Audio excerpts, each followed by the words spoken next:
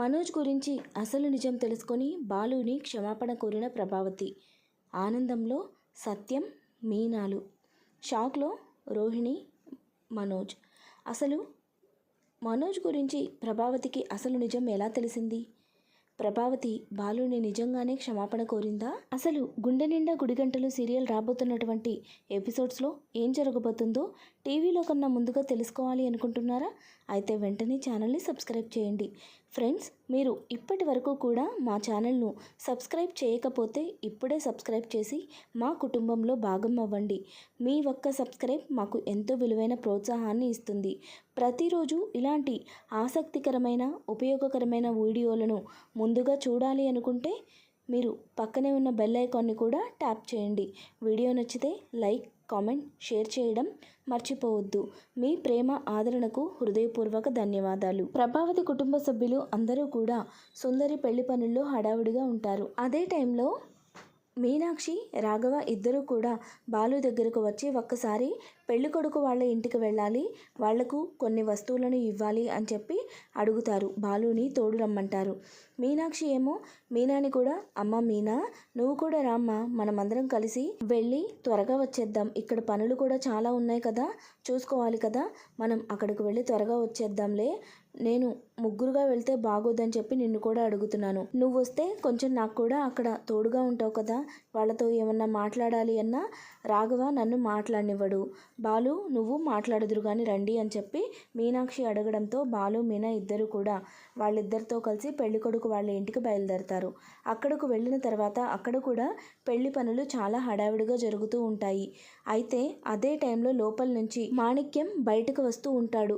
మాణిక్యాన్ని చూసిన బాలు, మీనా ఇద్దరు కూడా షాక్ అవుతారు.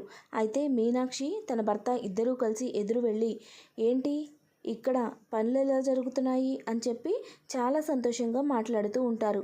అదంతా చూసిన బాలు, మీనా ఇద్దరూ కూడా, ఏంటి మీనాక్షి ఆంటీ వాళ్ళు తనతో మాట్లాడుతున్నారు, అసలు అతను ఇక్కడ ఎందుకున్నాడు, అతను మలేషియాలో కదా ఉండాల్సింది, ఇక్కడున్నాడేంటి రోహిణి మావయ్య అని చెప్పి వాళ్ళిద్దరూ కూడా ఒకరి ముఖం ఒకరు చూసుకుంటూ ఉంటారు. అప్పుడే మీనాక్షి వెనక్కి తిరిగి, ఏంట్రా మీరిద్దరు అక్కడే నుంచొని చూస్తున్నారు, రండి ఇక్కడికి త్వరగా అని చెప్పేసి మీనాక్షి పిలుస్తుంది. మీనాక్షి అలా పిలవడంతో బాలు, మీనా ఇద్దరు కూడా అక్కడికి వస్తారు. బాలు, మీనాలని అక్కడ చూసిన మాణిక్యం ఒక్కసారిగా షాక్ అవుతాడు. మాణిక్యం అలా షాక్ అయిపోయి వాళ్ళని చూడడం గమనించిన మీనాక్షి, ఏంటి వాళ్ళని చూసి షాక్ అవుతున్నారు, వాళ్ళెవరో మీకు తెలుసా అని చెప్పి అడుగుతుంది. దానికి కూడా మాణిక్యం ఏమీ సమాధానం చెప్పడు. అప్పుడే బాలు, తెలియకపోవడం ఏంటి, ఇతనెవరో కాదు, మన రోహిణి వాళ్ళ మావయ్య, మలేషియాలో ఉంటాడు, మలేషియా నుంచి ఇక్కడికి ఎప్పుడొచ్చాడు, పెళ్ళికొడుకు ఇంట్లో ఏం చేస్తున్నాడు అని చెప్పి బాలు అడుగుతాడు. దానికి మీనాక్షి, ఏంటి మలేషియాలో ఉంటాడా, మలేషియా ఏంటి నీ మొఖం, అతనికి ఇక్కడ మటన్ కొట్టుంది, మటన్ షాప్ నడుపుతూ ఉంటాడు, పెళ్ళికొడుకి స్వయాన మేనమామ, ఈ పెళ్లి పనులన్నీ కూడా అతనే చేస్తున్నాడు, అతనే ఈ పెళ్ళికి పెద్ద అని చెప్పి మీనాక్షి చెప్తుంది. ఆ మాటలు విన్న బాలు, మీనా ఇద్దరూ కూడా ఒక్కసారిగా షాక్ అవుతారు. వెంటనే రాఘవని, మీనాక్షిని లోపలికి పంపించి, మేము మాణిక్యంతో మాట్లాడి ఇప్పుడే వస్తాము, మీరు లోపలికి వెళ్ళండి అని చెప్పి పంపిస్తారు. ఇక మాణిక్యం అయితే, దొరికిపోయాను, ఇప్పుడు ఎలా తప్పించుకోవాలో అర్థం కావట్లేదని చెప్పి కంగారు పడిపోతూ ఉంటాడు. ఇక బాలు అయితే మాణిక్యం భుజం మీద చెయ్యేసి, ఏంటి మలేషియా మామ ఇక్కడ ఉన్నావు, మలేషియా నుంచి ఎప్పుడు వచ్చావు, పెళ్ళికొడుకు మేనమామ ఎప్పుడయ్యావు, అంటే రోహిణి కూడా నీ మేనకోడలే కదా, అందుకని అడుగుతున్నాను, అసలు ఏం జరుగుతుంది, నిజం చెప్తావా నన్నే కక్కించమంటావా అని చెప్పి బాలు అయితే మాణిక్యాన్ని సీరియస్గా అడుగుతాడు. అప్పుడు మాణిక్యం ఇక చేసేదేం లేక బాలు, మీనాల ముందు నిజాన్ని ఒప్పుకుంటాడు. అవును, మీరు అనుకున్నది నిజమే, నేను రోహిణి మావయ్యని కాదు, రోహిణి నా దగ్గరకు వచ్చి తన మావయ్యగా నటించమని అడిగితే తన బాధ చూడలేక ఒప్పుకున్నాను, రోహిణి చాలా మంచి అమ్మాయి, నా కూతురు లాంటిదే, అందుకే తనకు ఈ సహాయం చేయడానికి ఒప్పుకున్నాను, ఇందులో నా తప్పు ఏమీ లేదు, దయచేసి నన్ను క్షమించండి, నేను మిమ్మల్ని మోసం చేయడం తప్పే, కానీ ఒక ఆడపిల్ల జీవితం కాపాడడం కోసం, తన కాపురం నిలబెట్టడం కోసం మాత్రమే ఇలా చేశాను, దయచేసి నన్ను క్షమించండి, ఈ పెళ్లిలో ఎలాంటి గొడవలు వద్దు, నా మేనల్లుడు సుందరిని చాలా ప్రేమించాడు. వాడి పెళ్లి ఆగిపోతే వాడు చాలా బాధపడతాడు. ఏమైపోతాడో కూడా తెలియదు. దయచేసి ఈ పెళ్లిలో మాత్రం ఏ గొడవ చేయకండి. నేను మీ ఇంటికి వచ్చి మీ ఇంట్లో అందరి ముందే నా తప్పుని ఒప్పుకుంటాను. క్షమాపణలు అడుగుతాను. దయచేసి ఈ పెళ్లిలో ఎలాంటి గొడవ జరగకుండా చూడండి అని మాణిక్యం బతిమలాడతాడు. ఇక బాలు మీనా ఇద్దరు కూడా సరే అని ఒప్పుకొని అతన్ని తీసుకొని వాళ్ళ ఇంటికి వెళ్తారు. ఇంట్లో వాళ్ళందరూ కూడా బాలు మీనా మాణిక్యంతో కలిసి రావడం చూసి ఒక్కసారిగా షాక్ అవుతారు. అతడిని చూసిన ప్రభావతి వెంటనే ముందుకు వచ్చి, ఏంటి మలేషియా నుంచి అన్నయ్య గారు ఎప్పుడొచ్చారు? ఎంతసేపు అయింది వచ్చి? మీరు వీళ్ళిద్దరితో కలిసి వస్తున్నారేంటి? రండి రండి కూర్చోండి అని చెప్పి మర్యాదలు చేయడం మొదలు పెడుతుంది. అదంతా చూసిన బాలు, మలేషియా నుంచి కష్టపడేం ఫ్లైట్లో రాలేదులే, అయినా ఇక్కడ మటన్ షాప్ నుంచి ఇక్కడికి వచ్చారంతే అని చెప్పి వెటకారంగా అంటాడు. అప్పుడే అక్కడికి వచ్చిన రోహిణి మాణిక్యాన్ని చూసి, ఏంటి నువ్వేంటి ఇక్కడ అని చెప్పి కంగారుగా అడుగుతుంది. దాన్ని చూసిన మాణిక్యం అంతా తెలిసిపోయింది అన్నట్టుగా సైగ చేస్తాడు. ఇక రోహిణి అయితే ఇప్పుడు నా పరిస్థితి ఏంటి భగవంతుడా అని ఒక్కసారిగా షాక్ అయిపోతుంది. ఇక తనకు ఏం చెప్పాలో ఎలా చెప్పి కవర్ చేయాలో కూడా అర్థం కాదు.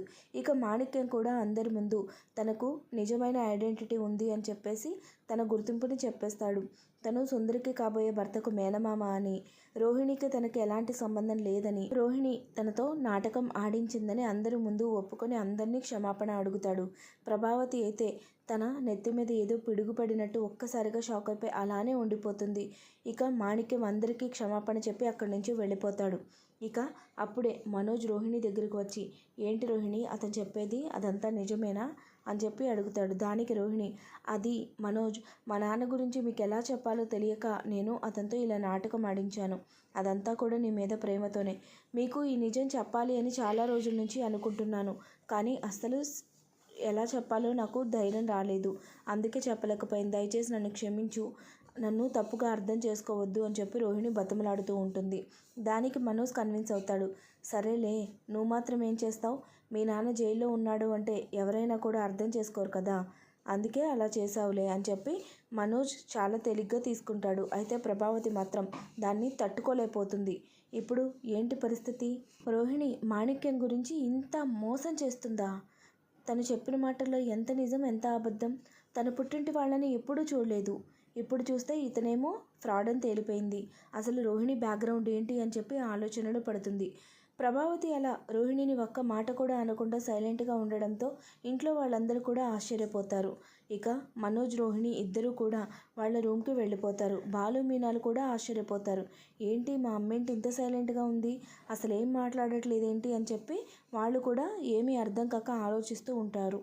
ఇక మనోజ్ రోహిణి ఇద్దరు కూడా వాళ్ళ రూమ్లోకి వెళ్ళిన తర్వాత రోహిణి అయితే మనోజ్తో, ఏంటి మనోజ్, నువ్వు నన్ను క్షమించినట్టేనా అని చెప్పి అడుగుతుంది. దానికి మనోజ్, నీకు నా మీద ఎంత ప్రేమ ఉందో నాకు తెలుసు కదా, నువ్వు ఇదంతా కూడా నా కోసమే చేశావు, కావాలని నేను చేయలేదు కదా, నేను అర్థం చేసుకున్నాలే, వదిలేసే అంటాడు.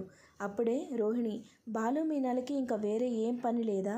అయితే నీ మీద లేదంటే నా మీద ఏదో ఒక కుట్ర పన్నుతూనే ఉంటారు అని చెప్పి అంటుంది. అప్పుడే అక్కడికి వచ్చిన ప్రభావతి కూడా వాళ్ళ మాటలు వింటూ ఉంటుంది బయట నుంచి. ఇక మనోజ్ అప్పుడే, వాడు చిన్నప్పటి నుంచి అంతే, ఎప్పుడు ఏది చేసినా కూడా వాడే ఫస్ట్ అన్నట్టుగా, వాడే గొప్ప అన్నట్టుగా చేస్తూ ఉంటాడు. చిన్నప్పుడు మా అన్నయ్యని కూడా నీళ్ళల్లోకి నెట్టేసింది నేనే అయినా వాడి మీద చెప్పంగానే వాడు అసలు ఏం మాట్లాడలేదు. వాడు అలా జైలుకి వెళ్ళిపోయాడు, నేను తప్పించుకున్నాను. వాడు ఎప్పుడూ అడ్డం వస్తూనే ఉంటాడు ప్రతి దానికి కూడా అని చెప్పి మనోజ్ అయితే అసలు నిజాన్ని ఫ్లోలో రోహిణి ముందు బయట పెట్టేస్తాడు. ఆ మాటలు విన్న రోహిణి కూడా ఒక్కసారిగా షాక్ అవుతుంది. బయట ఉన్న ప్రభావతి అయితే అసలు తనకి ఏమీ అర్థం కాదు. మనోజ్ ఇలాంటి వాడా, ఇంత చేశాడా, పాపం బాలు 25 సంవత్సరాలుగా ఈ నిందని మోస్తూ ఎంత కృంగిపోతున్నాడు అని ప్రభావతి అయితే గుండె పగిలేలా ఏడుస్తుంది. వెంటనే బాలు దగ్గరకు వెళ్ళి జరిగిందంతా కూడా తనకు తెలిసిపోయిందని క్షమాపణలు కోరుతుంది. ఈ విధంగా గుండె నిండా గుడిగంటలు సీరియల్ రాబోతున్నటువంటి ఎపిసోడ్స్లో అయితే జరగబోతుందండి. వీడియో నచ్చినట్లయితే తప్పకుండా లైక్ చేయండి. దయచేసి ఛానల్ని ఇప్పుడే సబ్స్క్రైబ్ చేసుకోండి. Thanks for watching friends.